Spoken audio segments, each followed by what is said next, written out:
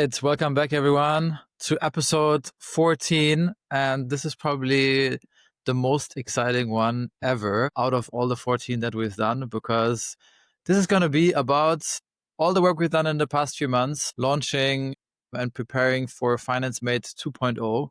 So anyone who's maybe tuned into the webinar yesterday, we had a live demo of what we've built and really showed you the new product and the new approach. And this is what we're going to dive into a bit deeper today without sharing the screen. So if you want to actually see the videos, hit us up. We can send you the recording or just book a discovery call and we'll show you the product live.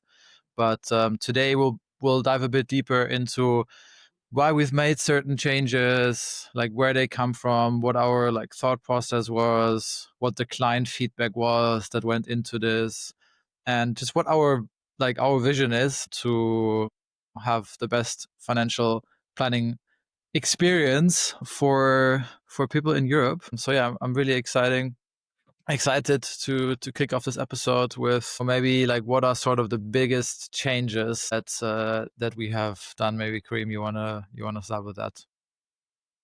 Yeah, first I just wanted to say FinanceMate 2.0 is our greatest ever release. I just always wanted to say that after watching all the Apple keynotes. I mean, if it's not the greatest, then why did we do it, It's right? the best we've ever made. Yeah, exactly. So far. But so far, until next release, right? But that's what Apple always does. So I mean, yeah, always wanted to say it's kind of fun. But yeah, no, FinanceMate 2.0, like Daniel said, we've been working for many months on this. We're also just super grateful of all the customers that have signed up to FinanceMate 1.0, because all the learnings that we got from there has really helped us to build FinanceMate 2.0 and in a way that really suits customer needs in terms of financial planning, understanding their finances, understanding where they want to go, and how we can help them to get there. So that's been super, super important for us. And yeah, we're just super grateful for all of the amazing insights we got over the last few months. Maybe before we do the comparison, I mean, we can talk.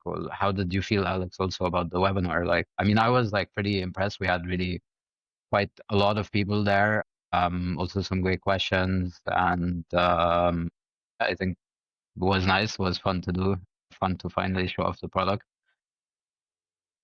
For me personally, it was freaking amazing.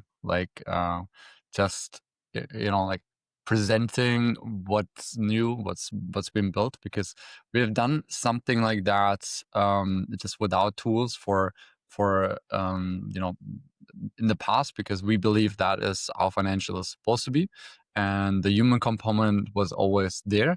But now we have a much better flow, I think, enabled by just our process and the tech we have, and just the visualization just makes a huge difference. I think it's gonna impress our customers, I think, quite a lot once they actually put in the data to see actually the outcome, and it makes discussion so much more lively. And that's actually what excites me the most, like the independent chart that we built, where everything flows together and you have one visualization of all your assets coming in, and finally being able to answer the question of what does my retirement actually look like? How much money do I want to have? And where is the money going to come from? To me, this is by far the most difficult question to answer, because yes, we can look at individual things, right? We look at, your German public pension. We can, have an idea at the beginning of your retirement age, how much money is maybe coming from your ISA in the UK and maybe from your company pension in Germany, and we can add them up. But how does it also develop over time? Because you're gonna be retired maybe for 20, 30 years or something, and to put that together manually is almost impossible. So just having tech enable that part makes things so much more fun, actually. And it also makes you focus on the human component of the conversation instead of spending it all on numbers, right? Exactly. But yeah, Daniel, how did you feel? You presented most of it yesterday. Yeah, no, it was great. It was great. So I was super excited to show really what we've built in the last few months. And we got really good feedback too. I mean, my WhatsApp, after a little bit of, obviously more like friends and family in this case, but I know some existing customers also reached out to you through WhatsApp or through email. So yeah, I'm also just super excited to roll this out to all of our existing clients and, you know, see what they think once they've actually once they've actually, you know, used the new product. And yeah, I think we jumped in a little bit like too fast on what we actually built. You know, there's we've been suspensing now like what FinanceMate 2.0 actually is. But maybe before we go into that, I think Yeah. maybe, you know, Kareem, we spoke about like sort of why we changed that way. Maybe that can, you know, give us a segue to speak about what Yep. FinanceMate 2.0 actually is. No, for sure. And I think maybe even to start, like before even the biggest changes, like there's some things, just sort of fundamental beliefs that I think we've always had. Like, I mean, the first version, this is Finance Made 0.0, even one, was me and Alex building Excel sheets, and still has the same principles until today, right? So we really believe in financial planning being holistic. Maybe that's like the first thing that never changed within FinanceMate. So holistic meaning that your entire financial situation is considered in any of the financial decisions that we're evaluating and talking about. This is like just a very core fundamental belief of how we view financial planning. Like you can't really do things in isolation because financial decisions are never in isolation. You pull one thread here, it affects the other thread there. You use money today, you can't use it in the future. You put money aside, you can't use it today. Everything has to be connected to give you like the real picture. We believe in really the human support element. There is so many tools out there that don't give you human support. It's all DIY. You know, you need to read up yourself. You need to configure everything yourself, even in AI enabled or whatever. But still, there's no empathy, right? Like, there's no one that you can talk to about these decisions. So again, that's from the inception of FinanceMate always been a core value to us. To the holistic product, the human support, but then also uh, the ability to use technology to help us to better understand financial decisions and financial calculations in a way that is useful, transparent, and very clear, right? Like first it was Excel, like I have a lot of Excel skills. So we were, rather than making messy charts, you know, like trying to make like nice looking charts and easy to use things, it's still kind of using technology to make your financial decisions easier. But now it's really like a whole product with data visualizations and very easy data inputs and so on. Yeah. If I can summarize this in my words, I think we just now with FinanceMate 2.0 brought this whole hybrid financial planning to like a different level, because now Exactly. it's not only your conversations and your planning sessions with like, you know, some let's say easy or low level tech with like Excel, but now it's like really something with a platform that, you know, is built specifically for that purpose of Exactly. planning your finances holistically. And that hybrid approach of having somebody there going through with you to kick things off, but then also like I want to speak about that decision of ours to basically give you lifetime access, because a lot of people also ask us, oh, but now like you know, we went through the planning, now like how long will I have access to my data and all of this? And we just said, look, we really believe in having a holistic picture that evolves with your life. And it can only evolve with your life if you have lifetime access. So this is like the core belief Exactly. that we have. And that's why we also like, once you have a package, you have lifetime access to your data. And then this whole like, initially, like you start planning with your finance mate, you have like, depending on the package, and we can speak about the packages in a bit, you have either like a couple sessions here, a couple sessions there, to really start things and learn like how this stuff works. And then you can always go in afterwards with the knowledge that you've gained to update it. And only if you don't know any further or you need help, you can bring us in again. And I think that's the beauty of this done with you approach or hybrid financial planning that we've come up with. I think maybe, and then I'd like to bring you in on this, Alex, as well. But like, I think the reason also for the packages and why we did it that way, we've had a lot of discovery calls and early calls with clients like in the last few months. And what we found is obviously like people just you don't know what you don't know, right?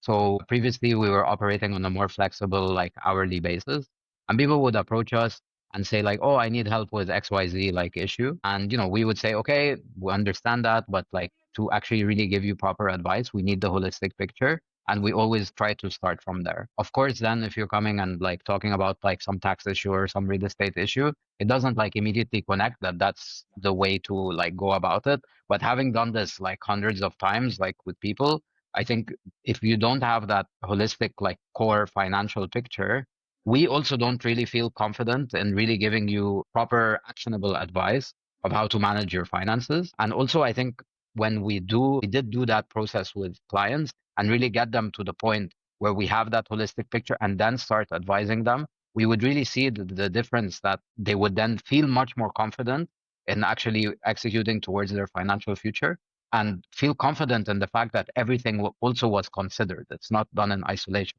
And that's why we formed the packages in this way, to make sure that when we do actually go through the more life-changing options, that we have considered all the different things and that you understand all the different things about your financial picture as well. And that's sort of why the packages are formed in that way. But yeah, like Alex, maybe you can add a bit more also from client experiences with that. Yeah, that's a very good point, Karim. We always worked with the idea in mind that we want to understand what our clients want, right? And give them that. But sometimes they do have an urgent question, like they do have a trigger point and they would want that solved.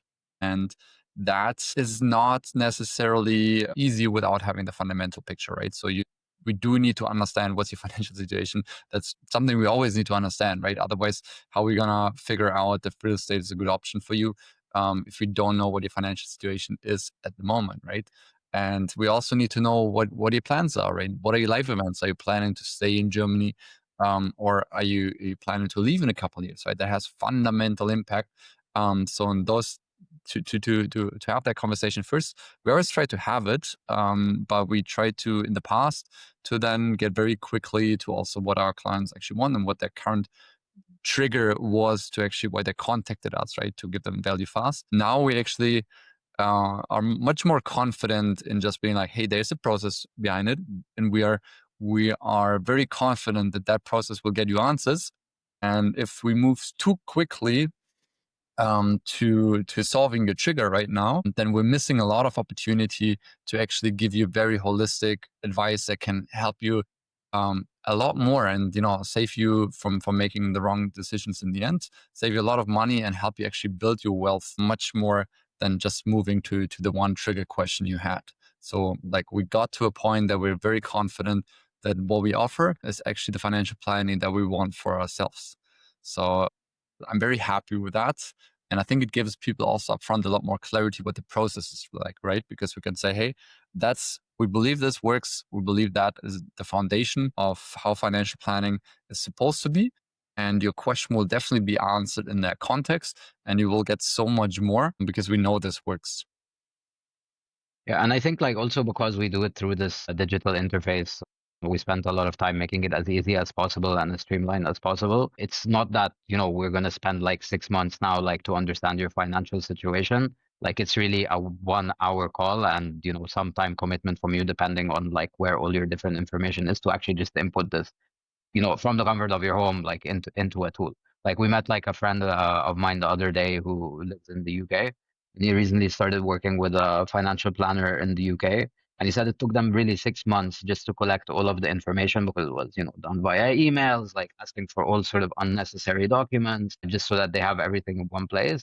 And really for us, it's you book a call, we send you an invite link, you can fill it out in your own time. It's really just like a few kind of basic numbers. You can add documents if you want to optionally, but you don't have to.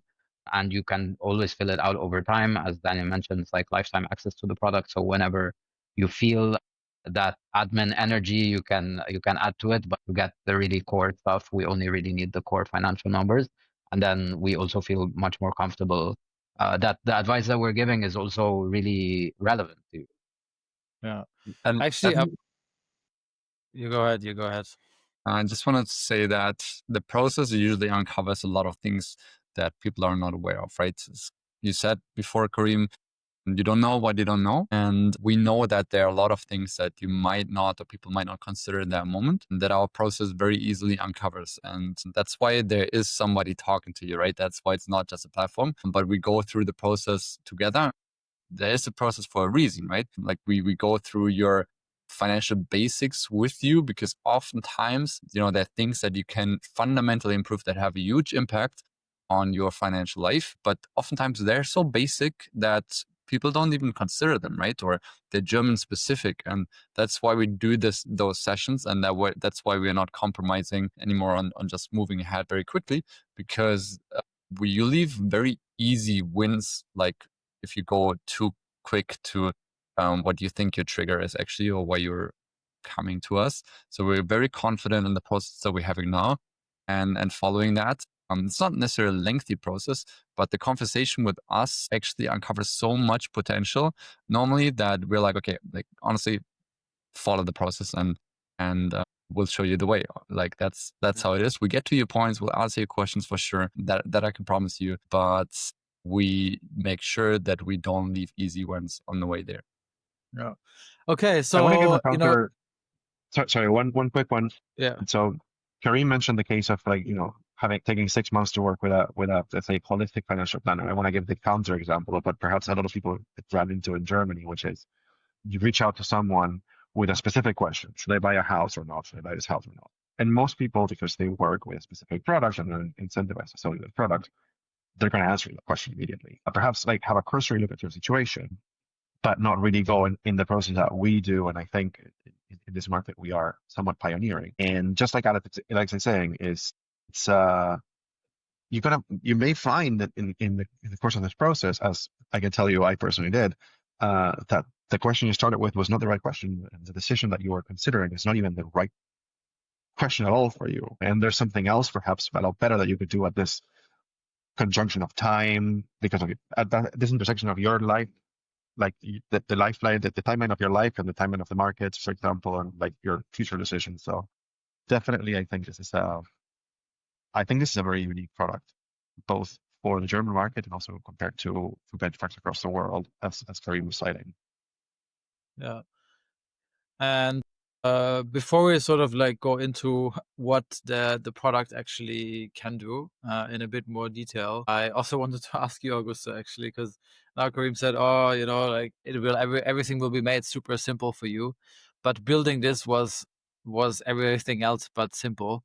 There was a lot of complex financial calculations and back end to actually make this happen. And I think that's also a reason why, if you try to do what we've done now with the software, try to do that in Excel, you need to be like one of the Excel world champions, probably, or have been working in investment banking for all your life and lived in it. Like, one of these people who don't even use a mouse when navigating Excel, but you need just a keyboard, and then it's like 50 tabs with like assumptions here, and then it's like one formula breaks and like, what the fuck just happened?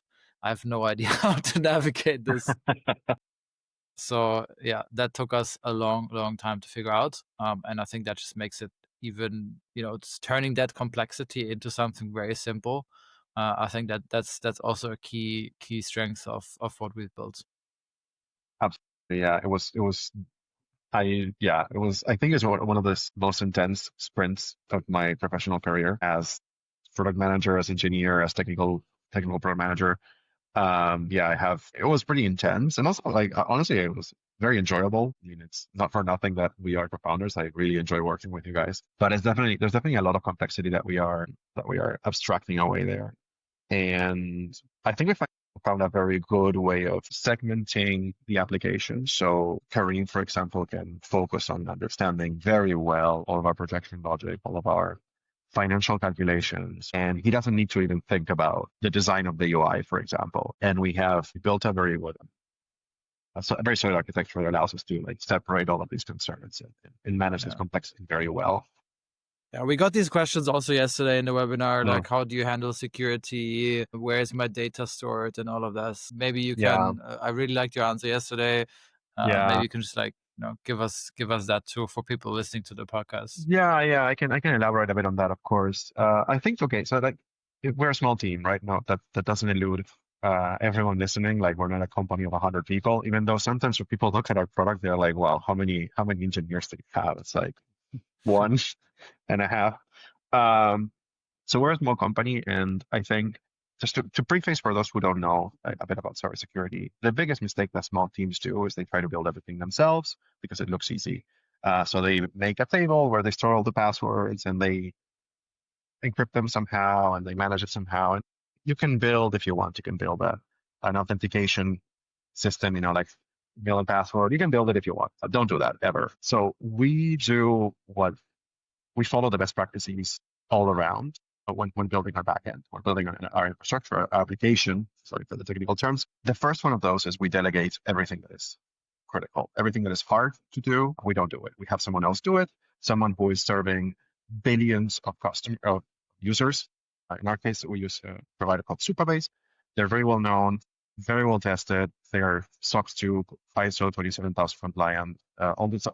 Those are the norms for cybersecurity and data security. And they do the bulk of the work. They do the bulk of the work of protecting the data. So the only thing we need to do is make sure that our application is written in a way that is easy to understand what's happening, when things are should be protected, when things should not. And we do a very clear distinction of that. And we use the latest technology in also for handling the data in our database. We use something called row-level security that just ensures that every item of information, we know who can access it and who cannot, and that's controlled very closely and Granularly. Exactly, very granularly. Thank you. And we follow very strict code reviews. We work with security researchers. We have voluntary, like a vulnerability disclosure program. So in that sense, for a small team, we are doing the maximum of the best practices that are common in the industry. Nice. Yeah, maybe to summarize for the less technical people, by outsourcing, we don't mean we give it to somebody we don't know, but we're using software tools that are like top of the market for like authentication and database. It's called Supabase, Exactly. so that's where we use. So if you're like nerdy or about this topic or you want to research it, go research Supabase. That's what we're using. But that's enough tech talk, I would say. Last thing, tech talk. Like also our Supabase server is in Frankfurt, just for all the GDPR nerds. In the European Union. All your data stays in Germany. Yes, our data is in Germany. Here, well, like what most people are dealing with, right? Like normally, if you get financial advice, I think Kareem, you mentioned it, also for the other financial advisor. What we're competing with from a security perspective is also sending stuff via email. Like, but the first thing we said, we want to stop that people send sensitive documents via email. Like if you somebody to help you, for example, let's say with the health insurance, normally you send all your health records via email, and that's I mean, it doesn't get more vulnerable than that, right? So that's here's a copy of my passport and my bank statements on Hotmail, on my Hotmail account I made when I was a teenager. I mean, honestly, like that's true. I actually never thought about that, but it's the same with when you like apply for apartments, for example, and you have to like send all of your bank slips and like I sent this like zip file and all with of that is like literally my entire life. Sorry, I interrupted you. Yeah, he has everything. Like, he has your pay slips, like, here's my bank accounts, these how much money I have, like, what else you want to know? Like, I actually read an article like on there that there was like a scam going around, like people would post like apartments for rent, like ask for your pay slip, like, ID and whatever, and then apply for loans. How insane. Yeah, these are all the weaknesses that our system has in terms of security or data security. Like we have these norms, we have these best practices, and then you have people that ask you like, hey, can you send me like your life information to my friggin' email without checking who I am even? Okay, that's it. Enough tech talk. Let's move on to what FinanceMate 2.0 is. And just to like kick it off before we go a bit too deep, high level overview is we haven't changed the process itself so much on like how we actually guide you through like the planning process. We've just enabled it so much more with the tech. And we always start with your current financial situation, meaning your snapshot of your current financial picture, income, expenses, assets, and debts. We speak about, if you have debts, we speak about them in more detail just to make sure you're like not being crippled by them in the future. We speak about your emergency fund or rainy day fund, if you want to call it, like how much should be in there, how high should it be, like where should it live. And then, most people actually don't have the issue of not having a high enough emergency fund, but they have just too much cash and they actually would need much less to feel secure and they don't know what to do with the rest. Right. So that's sort of the separation here. We do very early in the process, like what's sort of the emergency that you need, 3 months of your expenses, 6 months, 9 months, whatever you're comfortable with, and depending on your goals. And then we speak about your personal financial risks. This can be, income loss. This can be, anything related to something that could wipe you out or be like have a very, very negative impact. And we can always discuss like how you want to mitigate these risks through insurances or others or other options. And then we really transition from this like, okay, now we know like about your current financial situation, we know who you are, and we really transition into your life goals. And this is where we like dream a little. It's like, okay, now, we can plan for, I want to have my own business, or I want to change jobs. I want to move to a different country. I want to retire or be work optional when I'm 5 and only reduce to 50%. Like all of this goes into this one place, put on a timeline where you can look at and go back and add your life events. We have it all there, and then we can really plan from that point on. And from there, we then transition into the planners that actually make all of this happen, and that then will bring all of the data visualized into one chart at the end. So the planners we have, and we go through them a bit more detailed right now. The planners we have is income planner, cash planner, pension planner, portfolio planner, and a real estate planner. And so it's not just me talking. I'll pass the torch to one of you guys to explain a bit more about these planners. But that's essentially it. Like we've built the system now where catching your current financial situation is super easy. We have it all in one place, and it feeds all the planners with the data. So whenever your financial situation changes, all your planners' starting points will change. So you don't have to spend all of these hours on like doing things from scratch and just be like, it will really make you feel like you live in 2025 when you work with your finances. That's how I sometimes think about it. So yeah, like, who wants to go with the income planner to kick things off? I can go. So yeah, that's exactly sort of like our product structure. I think it was the income planner in particular. So like Daniel mentioned, like every one of the planners ultimately feeds into one chart. We call it the independence chart, and then this chart, it's a projection from today about what your financial life is going to look like in terms of income and in terms of net worth for the rest of your life. So you can also like zoom out until you're 100 years old if you want to, but we really try to plan for the rest of your life. So the income planner is the first planner that we have, and it's included in all of our packages. And in the income planner, you basically, the starting point is your current salary and bonus, which you put into the snapshot. And from there, you see a forecast of your income until the retirement age, which you select. In there, we have like a base assumption of 2% increase per year, which is inflation pretty much. But we also have like a granular manual ability to edit that.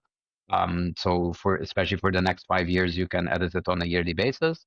Dragging a chart up and down to see to predict or project how your income might develop.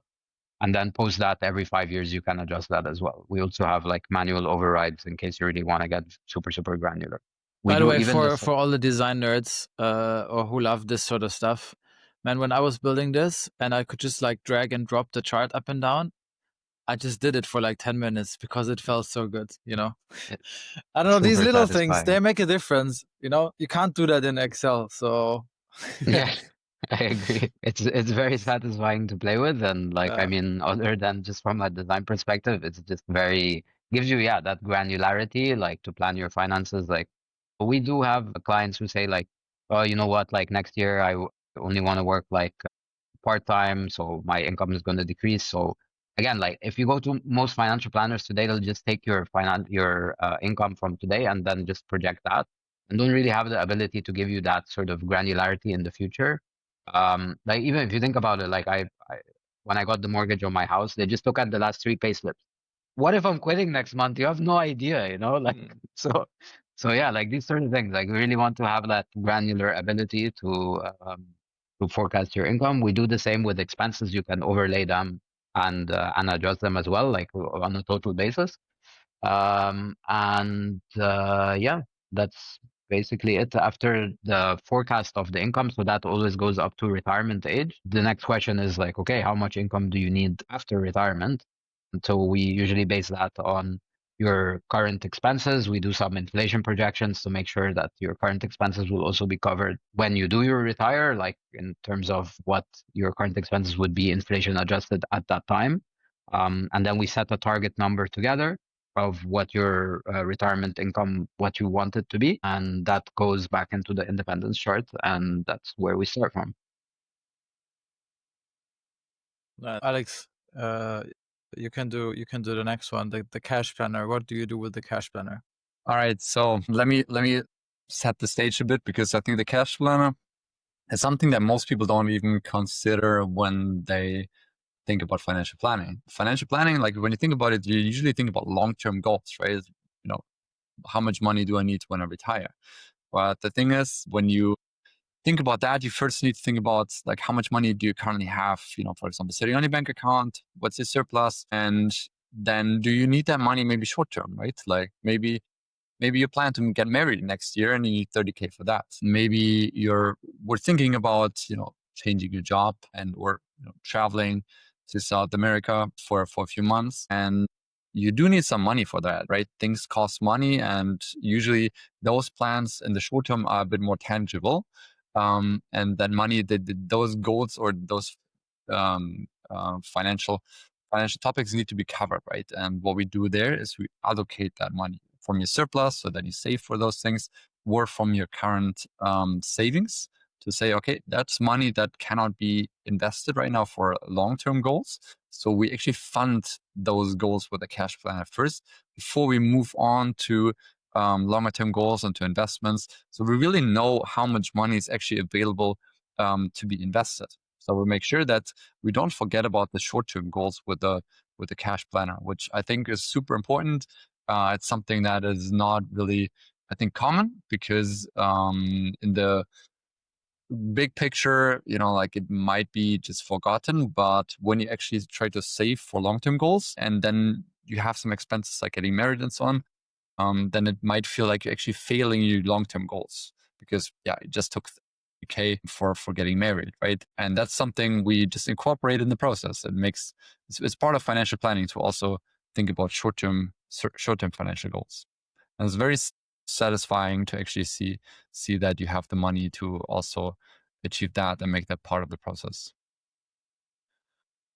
Next planner, Here, no? I think here, this process of, you know, allocating money to your short-term goals is also a very satisfying one, to be honest, because yeah, you not only live to like retire, right? You live to like do things on the way there. So if you have these bigger goals and you actually plan them and you plan well for them, then I feel like they become even more exciting to actually do. This also comes with like career changes, for example. They always have a bigger financial impact. And if you know, often people are like, oh, I can't quit because of the money, or I'm unsure. And then they just like drag this decision to, you know, do it, or when to hand in your resignation or all of that. And planning this as an event and then allocating or planning the finances around that is just so anxiety reducing, or excitement increasing, whatever your feelings go more towards. But I think that's really enabling to actually plan that and have it there somewhere. That's true. It can actually be Yeah. life-changing if you topic of career change. A lot of people are afraid of it. We did an episode about career change, I think last week, 2 weeks ago. 2 weeks ago, yeah. 2 weeks ago, yeah. And it is very important, I think, for a lot of people to know that they have money to do that. And for that, if you plan it into your life events, if you put a timeline to it, right? Because in our life events, you at least need to give it some place on your timeline. Is it 1 year, 2 years, 3 years? And how much money do you actually need to feel comfortable to do that transition, right? To actually make that tangible for a lot of people, gives them then the confidence that they can actually manage to do it. And if you then go and actually allocate and fund that goal, that you're like, okay, I want to, change my career, start self-employment, start a business, and in 2 years from now, because that's what I actually want to do. And then you put the money and allocate the money for it, and you know where it's coming from and it's funded. That just makes it really tangible, right? Like it just makes it feel like you can actually do it and you can move towards it. And that is very exciting for a lot of people. It can be potentially life changing, right? If you can actually then do something you always wanted to do. Yeah. Okay, so we've done income planner, we've done cash planner. Now the third one in the Pension planner. and in our pockets in the app. I was looking for a nice word, but I couldn't find one. So the third one, pension planner. Alex, you're the most knowledgeable about pensions. Why don't you take that as well, please? Sure. And like, what happened to Augusto? Like, he just vanished. I think Augusto just dropped out. Yeah, the dad in the rounds, some having some pediatrician emergencies, and a podcast coming up is not a good combination, but all good. All right. But Alex, I know you're super passionate about pensions, so maybe just keep it brief because we have two other planners to discuss. I can keep it very brief. So when we then look at bigger goals, right? Then for a lot of people, one of the biggest goals is actually retirement, right? Getting a passive income at some point, stop working is something everybody has on their mind. There's a lot of advertising for it. It's at least in the Western culture, at some point, dropping your pen, stop working is very common, right? Other cultures is very different. Like most people don't even think about it, that in other cultures you keep working till you can't anymore. But in Western cultures and especially in Germany, it's very like it's a thing, right? That you think about retirement, that you stop working at some point, and that's something we plan for, right? We keep it flexible. We don't tell you what to do, right? You decide what you want to plan for, right? If you want to drop your pen with 50, and you work optional at that point, then we plan for that. That's what we do in the retirement planner, where we trying to figure out what are the pension products actually that you have that would make sense for you, and when are they starting to pay out, how much money are you going to get from each, and trying to figure out how that actually funds your retirement at that point. So there are different pensions, different pension systems. In Germany also, like there's the government pension, then there's maybe a company pension that you have, maybe you have multiple company pensions that you collected over time. And then maybe the other pension products like private pensions or even pensions from other countries, right? Like maybe you have an ISA or a 401k or whatever. And that's something we then bring together. We figure out what's the payout, the potential payout that you can get from this, and when do you actually want to start to withdraw money from it. And then all of that is put back into our independence chart. So you can actually see, like you see how much money you need for retirement over time, and you see when each pension then kicks in. Because otherwise, like let's say you have 5, 6, 7 pensions that you collected over time, it's a freaking mess if you don't do it, right? Like how to even mentally picture when to collect what, right? Most people just let it happen and don't have a strategy. And with a pension planner, you can actually visualize it and have a plan and somebody to talk to and give you some guidance on how to structure your pensions also on the payout. And I think after that one, because it's also the first one that we go through that like sort of puts stuff behind that retirement line. After that, it also gets very telling on like what the gaps are, or what's missing. And if you want to retire with 50, but the ideal starting point, or the maybe even mandatory starting point of your pensions is only 67, then there is this huge gap, just like the x-axis in terms of years. But what you also see, and I believe you also only see that with us at the moment, is then the gap towards the actual money over time. Maybe you start with like a less of a gap, but then because of inflation and you want to keep your living standard, that gap still increases, because you need more money when you're 90 years old, when things are more expensive than when you're 60 years old and things are cheaper, right? Yeah. But that brings us to the portfolio planner. Maybe just to add before you go to the portfolio planner, like the pension planner is the first of, let's say, the three planners that we have, like Daniel said, that goes behind the retirement line. And I think what's really interesting in the way that we built FinanceMate, also from a data model perspective, is that you put in all the things that you currently have, but we also have the ability with pensions, with portfolio, with real estate to also model hypothetical things. So you can also see the impact, the potential impact of buying specific products or having specific pension products, portfolio products or whatever on that chart, and sort of model like different scenarios. That's sort of an upcoming feature. But yeah, this is sort of really the intention behind it. So you see where you are today, and then can also put things that you don't currently own and see like where it actually brings you out. I think portfolio is a really good example of that. So I'll give it back to you, Daniel. Yeah, and that's a planner that's also very important for people who have existing portfolios or who want to build one. I think it's equally important because let's say you have like 50, 100 or 200K in, I don't know, some brokerage account, and it's invested in ETFs or stocks or bonds or anything like that, crypto. And maybe you keep even adding money to that. You still need to figure out eventually like when and how to take money out, right? And that's a very, very important part of financial planning, is to say, have some hypothetical growth rates, usually based on historic ones, and then you can obviously be more conservative or be more aggressive with that.